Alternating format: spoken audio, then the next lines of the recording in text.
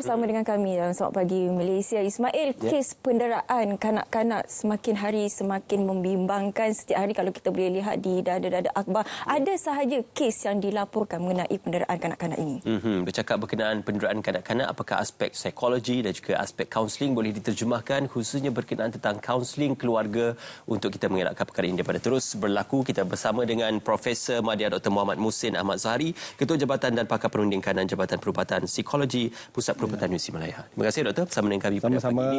Doktor, bercakap tentang penderaan kanak-kanak ini bukan satu isu yang baru dibincangkan, malah sudah menjadi tabu dalam kalangan masyarakat.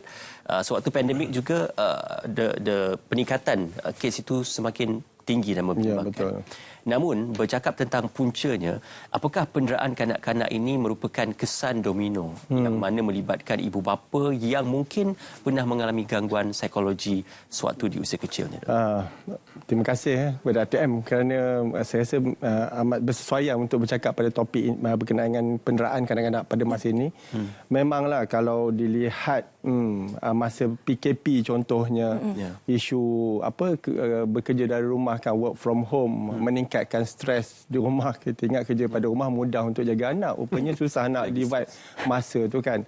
Dan sebenarnya dalam konteks apa pun ada risiko, dan memang kalau topik hari ini kita cakap pasal cabaran ekonomi, sebenarnya kalau dilihat faktor risiko satu daripadanya adalah cabaran ekonomi yang untuk parents lah khususnya, kan, nak membesarkan anak dan keadaan macam hidupan di bandar. Kadang-kadang isu-isu pasal miskin bandar, keadaan ini boleh menimbulkan risiko. Jadi itu saya dah ulas itulah kiranya daripada faktor masyarakat sendiri. Jadi faktor masyarakat itu satu daripadanya. Nanti saya akan cakap faktor ibu bapa dan faktor kanak-kanak tu sendiri, kan. Tapi yang paling kita tahu faktor masyarakat di mana ialah dengan kerajaan baru mungkin ada idea-idea yang lebih baguslah contohnya, kan. Jadi faktor risiko tadi saya kata miskin bandar. Jadi miskin bandar ni kadang-kadang ada juga berkaitan dengan contohnya macam alkohol, penggunaan arak, dikaitkan rapat dengan banyak masalah sebenarnya penggunaan alkohol berlebihan, arak, minuman keras. Jadi kawalan itu penting. Contohnya domestic violence, keganasan rumah tangga. Jadi itu konteks besar dia. Jadi kalau di rumah tu ada gangguan kekerasan sentiasa berlaku, anak biasanya akan jadi mangsa terakhir. Kena ingat di sini bila disebut pasal penderaan ni, ada penderaan fizikal, penderaan emosi dan pengabaian, neglect juga. Jadi bayangkan kalau dekat rumah, ini saya cakap senario bukan tu anak jadi mangsa. Contohnya suami isteri bergaduh, ada melibatkan fizikal. Anak lihat, anak boleh jadi trauma. Itu pun sudah termasuk konsep penderaan neglect. Tak usah cakap pasal ibu bapa yang menggunakan kekerasan fizikal, mengherdik sampai anak jadi trauma. Sebab anak-anak ini sebenarnya mereka ni agak sensitif. Mungkin orang dewasa kita kata ini tak ada apa-apa, tapi bagi anak tu sudah menjadi satu yang satu tekanan yang amat besar dan mengganggu emosi dia. Jadi kita tak boleh kata kita okey je sebab kita dewasa.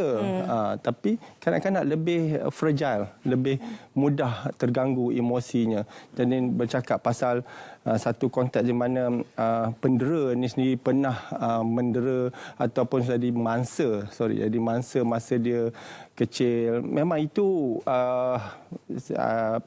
menunjukkan agak tinggi peratusan sampai 70-80% bila dia buat research atau penyelidikan daripada orang yang mendera ni, mereka ada latar belakang pernah menjadi mangsa dera juga. Ya, macam kita memang maklum mengenai penderaan fizikal, penderaan seksual, penderaan secara mental ataupun pengabaian ini. Tapi untuk kanak-kanak sebenarnya penderaan itu lebih besar skopnya. Seperti contoh penderaan secara lisan, kata-kata yang kesat, marah itu juga sebenarnya boleh mendatangkan trauma dan juga gangguan emosi kepada kanak-kanak. Jadi definisi penderaan kanak-kanak ini daripada sudut psikologi untuk kita beri pemahaman kepada penonton Selamat Pagi Malaysia. Kalau ikut menentukan definisi penderaan ini dah dicakapkan tadi lah. Platform-platform ada fizikal, ada emosi, ada seksual dan juga pengabaian. Ini perbuatan-perbuatan yang menjurus kepada apa yang kita katakan sebagai penderaan. Jadi sama ada perbuatan ini berbentuk aktif. Aktif maksudnya memang kita direct dengan kanak-kanak itulah, sama ada kita hari-hari kita dera dia, pukul dia sampai ada kecederaan, ataupun sampai dia jadi takut, dia menyendiri. Ini kesan jugalah sikit sebanyak mungkin kita bercakap lagi, tapi kalau berlaku setiap hari ataupun apa-apa caralah sekalipun, seksual juga termasuk. Ini cara aktif ataupun cara omission. Omission ni maknanya kita tak kisah makan dia, kita macam tak layan emosi. Maknanya kita patutnya dengan anak ni kita bercakap ibu bapa, tak jadi bermain. Tak bermain. Kita tak mungkin tidak mengendahkan tekanan dia. Contohnya dia ada masalah di sekolah dan sebagainya. Kita buat tak tahu je kan. Kita sibuk dengan kerja kita. Zaman sekarang kan nak cari nafkah lah dan sebagainya kan, untuk cara praktikal mungkin ada alasan yang betul, tapi tak dikisahkan perkembangan emosi anak. Sepatutnya zaman ini, saya selalulah bila platform saya bercakap seperti ini, saya selalu kata ibu bapa zaman sekarang kena jadi the best friend, kawan yang terbaik untuk anak. Bukan parenting berbentuk dulu kala lah, macam paternalistik. Maksudnya parents selalu betul, anak 100% pejam mata ikut cakap ibu bapa. Tak. Cara yang betul, kalau kita tak bagi, kita bagi tahu kenapa kita tak bagi, kita perjelaskan, dan juga kita jadi kawan tadilah. Maknanya di social media kita tahu siapa kawan dia rasa selesa pula dengan kita. Memang the best friend is my father, my mother kan. Jadi itu satu saya rasa satu protection akhirnya daripada isu penderaan ni, sama ada penderaan luaran atau dalam keluarga dan sebagainya. Jadi itulah konteks penderaan tadi. Cuma doktor, mungkin saya nak membawa perbincangan ini dalam perspektif yang lebih mendalam, kerana ada beza. Mungkin kita perlu memperjelaskan sama ada mendisiplinkan atau mendera. Mungkin konteks di barat tindakan fizikal itu dianggap sebagai satu penderaan. Itu amat jelas. Tetapi dalam konteks masyarakat Asia, mungkin menggunakan sedikit kekerasan ataupun menggunakan sedikit tindakan mendisiplinkan itu tidak dianggap sebagai mendera. Masih lagi diamalkan untuk memastikan anak-anak ini melakukan tugas-tugas rumah harian dan juga secara berdisiplin. Jadi apa sebenarnya the fine line untuk mendefinisikan antara mendera dan mendisiplinkan anak?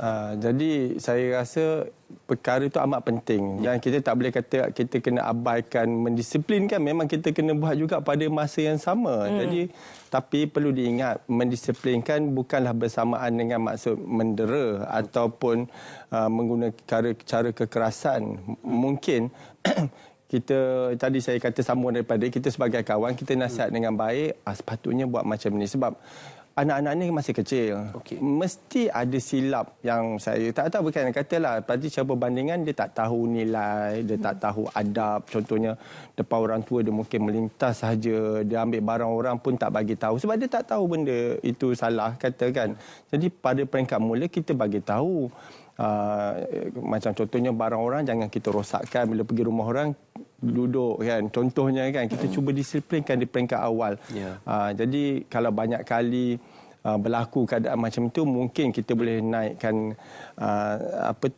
cara mendisiplin lah. Kita tanya dia apa masalah bila pergi rumah orang, contohnya kita tak boleh mengawal kelakuan. Dan mungkin inilah satu konteks lagi, mungkin masalah kelakuan yang perlu dapat kanak-kanak tadi perlu dirujuk juga, sebab mungkin dia ada masalah macam hyperaktif dan sebagainya. Ini satu lagi faktor kenapa mungkin berlaku, faktor kanak-kanak itu sendiri. Mungkin ada masalah kelakuan, mungkin dia bonding atau hubungan dengan ibu bapa tak rapat. Ini satu saya kata ni penting, hubungan ibu dengan ibu bapa ni kena rapat, sebab kalau tak rapat, contohnya mereka ni kelakuan mungkin susah.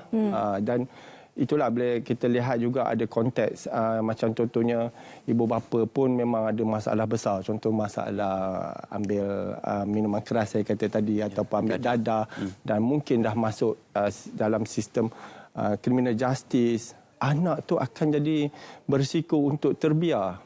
Bayangkan anak tu memerlu belayan kasih sayang. Mungkin masa ibu bapa ada mungkin tak terbaik, tetapi cara kemudaratannya apabila dikeluarkan ibu bapa sebagai penjaga, anak tu lebih risikonya lebih tinggi dan tak tahu siapa yang akan jaga contohnya. Jadi kadang-kadang dalam konteks macam itu perlu ada surveillance system. Jadi ada kanak-kanak ini, mungkin saya ceritakan di konteks ini dululah.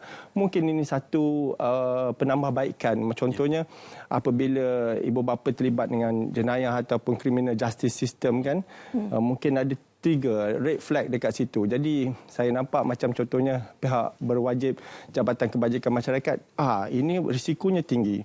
Jadi risiko tinggi, sebelum berlaku apa-apa, kita pergi outreach dulu, tengok keselamatan ni. Contohnya dalam Akta Kanak-Kanak Child Act 2001, ada disebut child protector ataupun pelindung kanak-kanak.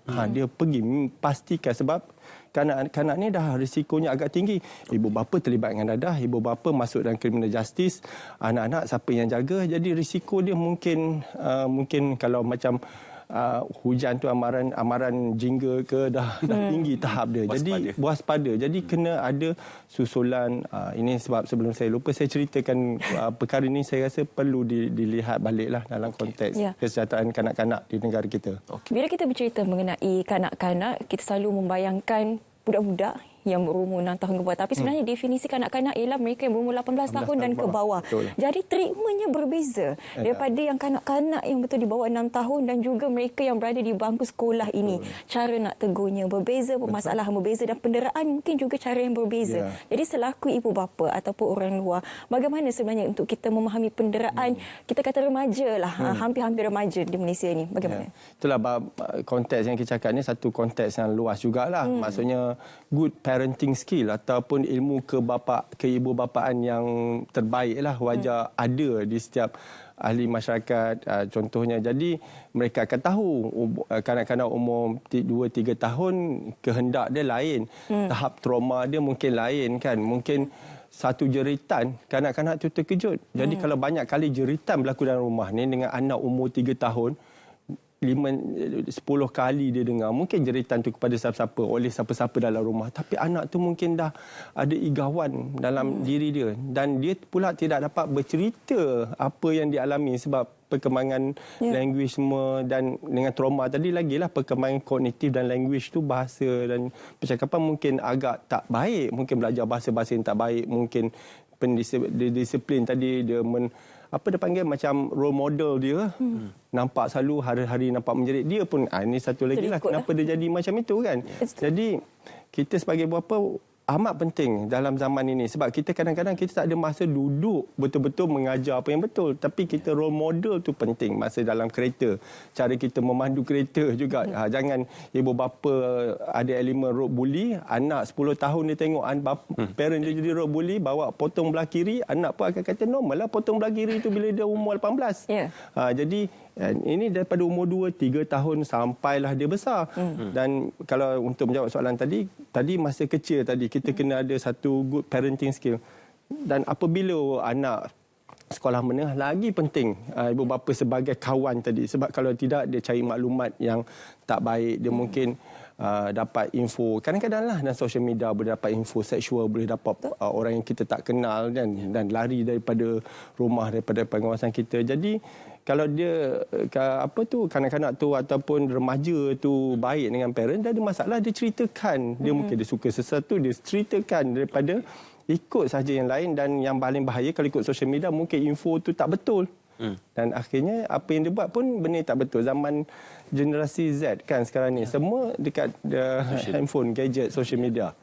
Cuma kita juga nak berkongsikan talian kasih oleh Kementerian Pembangunan Wanita di 15999 juga boleh digunakan sebagai medium untuk menyalurkan aduan sekiranya anda menjadi mangsa ataupun terlihat situasi kepada mangsa yang terlibat dalam sebarang bentuk isu-isu berkenaan tentang keluarga dan juga isu penderaan. Doktor, ibu bapa ini dianggap sebagai superior kepada kanak-kanak. Sudah pasti untuk melaporkan, mengadu ataupun membongkarkan berkenaan perbuatan ibu bapa itu agak sukar. Betul. Dalam banyak isu-isu penderaan seksual, isu-isu gangguan seksual dan juga isu rogol, agak sukar juga mangsa untuk tampilkan rapat kerana sifat superior itu. Betul. Jadi bagaimana isu pendidikan kanak-kanak ini boleh diselesaikan dalam perihal kita sebagai masyarakat juga turut menjadi mata dan telinga. Betul. Itu memang amat penting. Yalah, macam talian kasih tadi penting. Di Kementerian Kesihatan pun dah ada talian psychological helpline contohnya yang dibuat itu pun perlu kan tahu. Tapi isu memang akhirnya kalau penderaan itu berlaku dalam konteks rumah kan dengan ibu bapa, sukar orang lain nak tahu kan. Jadi ini satu cabaran. Jadi inilah dia punya satu sistem lagi di mana contohnya saya rasa 90% kanak-kanak pergi sekolah. Jadi ada elemen di sekolah juga yang penting untuk mengenal detect yang mana macam saya kata tadi yang berisiko tinggi diberi lebih orang kata perhatian. Selain pada itu guru-guru juga ada kemahiran lah, maknanya boleh mengesan, dan di sekolah kan ada kaunselor pendidik juga kan. Zaman sekarang ni saya rasa setiap sekolah mesti ada, saya guna perkataan itu, ataupun diklusterkan 2-3 sekolah, kalau tak cukup sangatlah mungkin 2 orang cover 3 sekolah di especially urban area. Jadi cikgu akan rujuk kepada kaunselor ni contohnya untuk mengenal pasti kenapa kelakuan kanak-kanak ni macam ni, kenapa pelajarannya menurun, ataupun kalau kaunselor tu memang amat bagus, mungkin bila bercakap dengan kaunselor ni cerita ni boleh keluar sebab di rumah tak selamat untuk cerita. Dan kadang-kadang parents pula kita sebagai pada amnya kalau jiran masuk campur, kan orang kata masuk campur rumah tangga orang, hal rumah tangga orang, tapi tetap malam ada dengar jeritan, dengar macam ada sesuatu. Jadi kalau jiran yang prihatin zaman ini suka tak suka mungkin boleh trigger benda ni, macam talian kasih tadi. Tapi bukan maksudnya bila kita trigger tu kita nak menghukum ibu bapa dia, untuk pastikan sebab mudarat ni kalau berlaku amat tinggi. Jadi kita sebelum ianya berlaku, sebelumnya jadi makin teruk, kita trigger sistem ni dulu. Jadi macam itulah saya kata Jabatan Kebajikan Masyarakat ni banyak juga role di zaman-zaman ini. Banjir pun dia kena jaga kebajikan orang banjir kalau ikutkan, sebab pasal banjir orang semua stres. Jadi JKM lah yang paling penting. Isu penderaan kanak-kanak ni pun macam itu juga. Tapi saya yakinlah dengan iltizam kerajaan baru ni kan, boleh ada satu perubahan untuk kebaikan. InsyaAllah. Betul. Jadi kepada orang ramai seperti mana doktor katakan tadi, kita perlu ambil tahu apa yang terjadi pada jiran-jiran. Jadi mungkin ada yang risau untuk memberikan maklumat Ismail, tapi apa yang ingin saya kongsikan ini di bawah Akta Kanak-Kanak Seksyen 116 jelas menyatakan memberikan pelindungan kepada informer atau pemberitahu, di mana mana-mana orang yang memberikan apa-apa maklumat bahawa seseorang kanak-kanak memerlukan pelindungan tidak menanggung apa-apa liability kerana fitnah atau selainnya. Ini bermaksud kepada pemberi maklumat di luar sana, anda tidak akan disaman fitnah dan juga tidak boleh diambil apa-apa tindakan. Jadi jangan risau kerana anda dilindungi. Okey, baik, terima kasih doktor untuk perkongsian yang dibawakan pada pagi ini berkenaan tentang penderaan kanak-kanak. Dari aspek psikologi banyak yang boleh difikirkan dan juga banyak yang boleh kita lakukan untuk menyantuni anak-anak kecil ini. Kita nak berehat seketika dan kita nak ke Melaka untuk bercakap lebih lanjut berkenaan